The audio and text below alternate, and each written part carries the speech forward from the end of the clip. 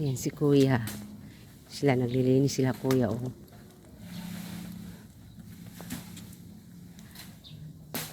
Ayan si kuya. Good morning kuya.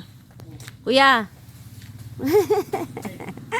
Ingat ka dyan kuya. Si kuya nandyan sa taas, oh.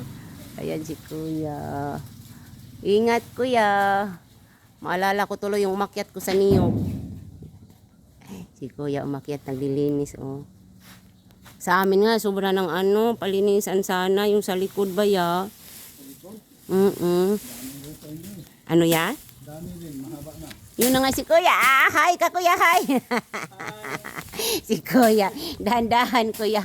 Maalala ko tuloy yung umakyat ko sa niyog ya. Ay, umakyat pa ka? Niyog? Alagman, probinsya tayo eh. Katulad sa amin ay Mananggiti. Managat kuya, mananagat kuya. Oh?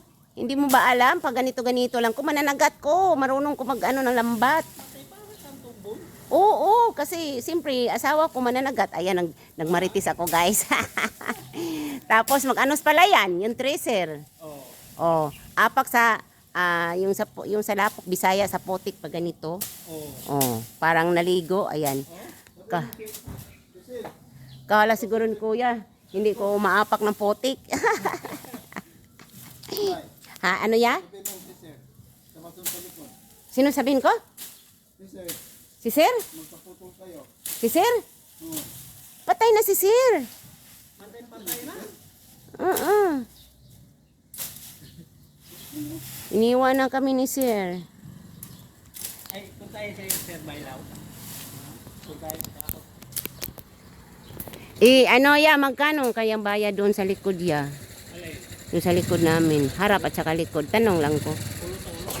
Ha? Tulong-tulong. Yung sa likod ba? Yung di ba maraming linisana na sa likod sa bahay. May puno. May puno, may saging, linisan, kailangang malinis. Pero mag-ano pa kung doktora, sabihin ko pa. Ha? Ari ang sabay. Ha? Ari ang sa Sir.